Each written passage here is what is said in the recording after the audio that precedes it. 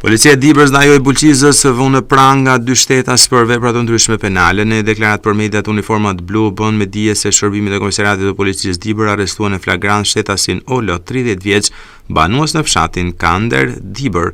Ky shtetas, teksa qarkullonte me automjetin e tij, është ndaluar nga shërbimet e forcës së posaçme Shqiponja dhe pas verifikimeve ka rezultuar se nuk dispononte dokumentacion përkatës për xhamat e errësuar të automjetit.